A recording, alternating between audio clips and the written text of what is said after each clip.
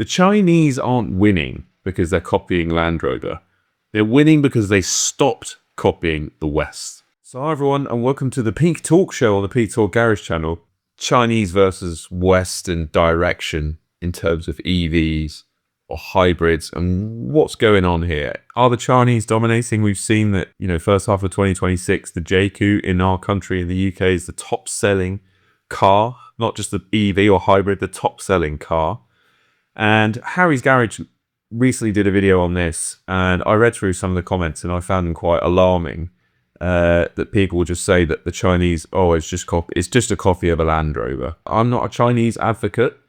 I'm not a Chinese car basher. I'm not an EV basher, although I've had my moments. The Chinese aren't winning because they're copying Land Rover. They're winning because they stopped copying the West. So, Chinese manufacturers are operating in a very, very demanding and competitive market domestically as well as overseas, where customers demand an EV-like driving experience, lower running costs, no range anxiety, no charging network complexity, and no dependence on infrastructure. And the engineer's brief in China becomes make the customer happy, which is what we used to do in the West. Whereas European manufacturers for the last 10, 15 years are being driven and being constrained by CO2 fleet targets, EV sales mandates, corporate ESG targets, which are just the dearth of any industry, and regulatory incentives to back full EVs. So that doesn't mean that the European manufacturers wanted EVs or the European engineers wanted EVs. Their hands were tied. If the Chinese were copying the West for the last 10, 15 years, they'd be dead. They'd be nowhere. You wouldn't see the Jaecoo at the top of the tree. Right? So they're not copying the West. They do not copy stupidity. And they are flourishing because their engineers have more free reign to do what the customer wants. And over here, or in the States or in Europe, we simply don't because of government targets. And that is what's killing our industry. So yes, the Jaecoo 7 may look, in some angles, a little bit Range Rover-like, but there isn't a car that you can buy from a Western manufacturer that does the same thing. And that's why it's so successful. Now, if you read the comments on Harry's Garage video, being a bit cheeky, saying, well, this is, when you say sold, you mean sold as in financed by the government on PIP. That's why they're selling so many. And there are a lot of comments like that. But at the end of the day, it's selling because it gives you a customer experience, which essentially was the most successful part of the automotive industry that we had at the start of the 2000s. You make what the customer needs. And it's a simple recipe. And in a good old way of capitalism, that will always sell. So you can make all sniggery comments you like about benefits and it being cheap enough to get on PIP and whatever. It's selling because it's good. And we don't sell a car over here that does the same thing. So that car's got, as Mir is making it so different to most people, unlimited range, because it's essentially got a range extender. It's got a small petrol engine that is used as a generator. Now, there is some debate whether it actually drives the front wheels or not. It actually has a mechanical connection through a CVT or not. I don't really know. I've not been underneath it. But Harry, you've had the car. You should have done that. I like Harry's Garage, but he is not technical. Okay, he's a journalist. I think he could have done more to sort of, because there's lots of written online about this car, whether it actually connects to the front wheels or not. But essentially, that small petrol engine in the front will charge the battery to drive the motor. Now, that is the direction I believe we should all be going down, because you essentially get unlimited range if you can fill up once every 800 miles or 700 miles. That's more than anyone needs.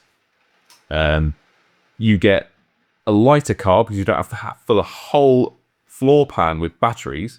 And the whole thing about, like Ferrari, Luce, and every full EV car that's coming out, what people say, why are they so big? Well, it's a self-fulfilling problem. It needs the range, so you put more batteries in. The more batteries in, the less the range because it's more heavy. And it's like this horrible snowballing effect, which is just not the way we should be going down. But I'll come back to my point. There is not a single car being sold in Europe by a Western manufacturer that is like the range and the lower weight and the simplicity of the Jaecoo, and that's why it's selling. So we actually had a car like this about 15, 20 years ago, when there were no EV mandates or CO2, well, there were CO2 mandates, but they weren't so strict. And it's called the BMW i3. Now, it got a bit of a weird reception when it came out because it was kind of kooky, it was light, it had very skinny tyres. People didn't like kind of how cheap it felt because it was light.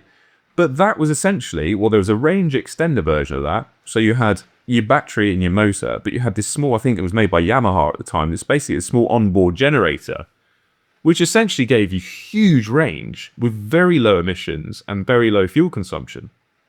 And that still, with all the technology we've come through, all the lithium-ion technology we've come through, and all the hybrid technology we've come through, that's still the best recipe in terms of efficiency. And yes, you can have a full EV, but don't forget you're offshoring the CO2 emissions some other place, either in a power station or in production, essentially, or mining for the lithium. The range extender hybrid is the way forward. We don't do it. Why don't we do it? Because of government mandate. The Chinese are running with it, and they're running with it strong. And if you look at the Jaecoo range, and I'm picking on the Jaecoo because it was in that Harry's Garage video, that's why it has such a good range, because it's taken the best technology that we left.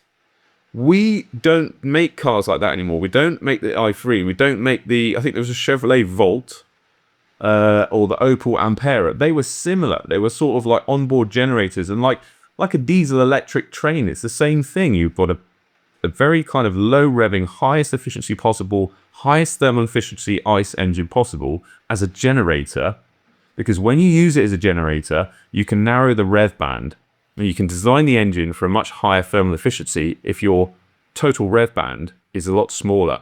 You don't need like a big power sweep and a big power band like you do in a direct drive petrol or diesel car.